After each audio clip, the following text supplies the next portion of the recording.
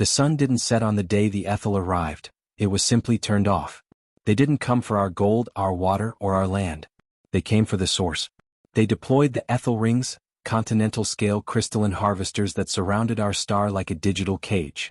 Within 48 hours, the solar constant dropped by 60%. Earth didn't just get cold, it began to starve. The sky turned a permanent, sickly twilight, and the atmosphere started to contract. The Aethel weren't just invaders. They were cosmic parasites, siphoning the sun's fusion energy to power a disintegration beam meant to erase our entire solar system once their fuel tanks were full. They viewed humanity as a species of ants living under a lamp they now owned. They thought the sun was a safe distance away. They assumed that because we were a Type 0 civilization, we were bound by the fragile thermal limits of our steel and glass. They believed that no living thing could enter the sun's corona and return to tell the tale. They were wrong. They forgot that the human spirit wasn't forged in the cold of the void, but in the fire of curiosity. We didn't just learn to endure the heat, we learned to hunt with it. We created the 7th Solar Strike Wing. The flare divers. We don't use conventional shielding. A physical shield is just a heat sink waiting to melt. Instead, we use active mirror technology. Our ships, the Cinder-class interceptors, are covered in millions of nanoscale hexagonal mirrors that vibrate at the frequency of light to reflect 99% of solar radiation. We don't fly on wings. We fly on magnetic levitation fields that surf the sun's own magnetic lines. We don't carry bombs. We carry siphon tethers, quantum magnetic lassos designed to catch a coronal mass ejection (CME) and redirect it like a shotgun blast. We are the only pilots in the galaxy who use a star as their primary weapon. I am Commander Elias Cinder Thorn. My cockpit is currently a stable 22 degrees Celsius, while the hull of the Icarus 01 is screaming at 2 million degrees. And I'm about to give the Aethel their energy back, with interest. The mission was a desperate zero-distance strike on the primary Aethel ring. The harvester was positioned at the L1 Lagrange point, drawing enough power to ignite its disintegration beam in less than an hour. Mirror sync at 100%. Thrusters to solar max. Drop into the well. I roared. My voice was calm, but my blood was a cocktail of adrenaline and liquid coolant. Diver 2 Sarah. Mirrors are holding. The turbulence is insane, Elias. The sun it's roaring. I can feel the gravity trying to eat my marrow. Diver 3 Jax. I've got a lock on the Aethel blockade. They've deployed light drones in the upper corona. They think they can intercept us in the fire. We dived. The transition from the dark of space to the blinding brilliance of the sun's corona was a physical blow. The active mirrors on the Icarus 01 flickered, a million gold-plated tiles adjusting in real time to the shifting solar winds. Outside, the world was a chaotic, incandescent nightmare of swirling plasma and arching magnetic loops. Contact. Light drones at 12 o'clock. The Aethel drones were sleek, crystalline needles that functioned on pure light propulsion. They didn't fire projectiles. They focused the sun's own rays into lethal, concentrated needles of heat. A drone flashed past my canopy, its beam grazing my wing. My HUD flickered red. Mirror damage, 2%. Thermal leak detected. Don't play their game. We're here for the flare. Sarah Jax, find a prominence and hook in. I saw it, a massive looping arch of plasma rising 50,000 miles from the sun's surface.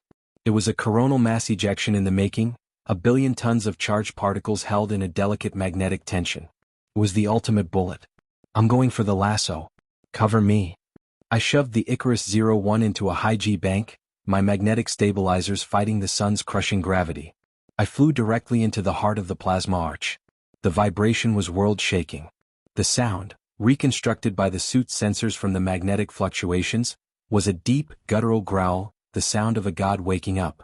Siphon tether. Away. I triggered the primary launcher.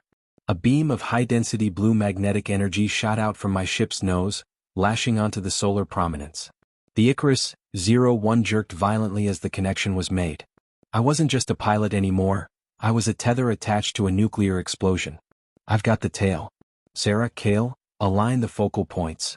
The Aethel light drones realized the threat. They swarmed the Icarus 01, desperate to break the magnetic link. Sarah and Jax moved into intercept positions, their own mirror ships reflecting the drone's beams back at them, turning the aliens' weapons into a blinding kaleidoscopic defense. The Aethel ring is pivoting. They're aiming the disintegration beam at Earth. Elias, do it now. I looked at my HUD. The magnetic tension in the prominence was at the breaking point. The sun was ready to sneeze and I was holding the handkerchief. Redirecting.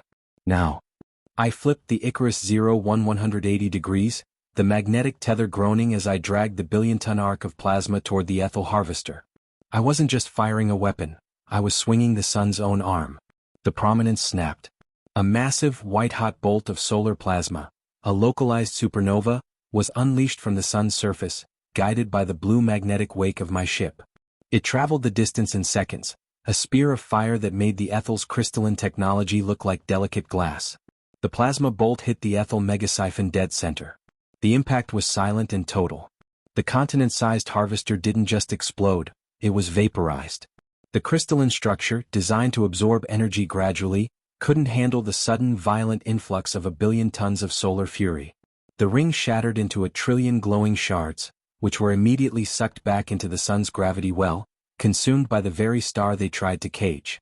The disintegration beam, half-charged and unstable, flickered and died. The solar cage was broken.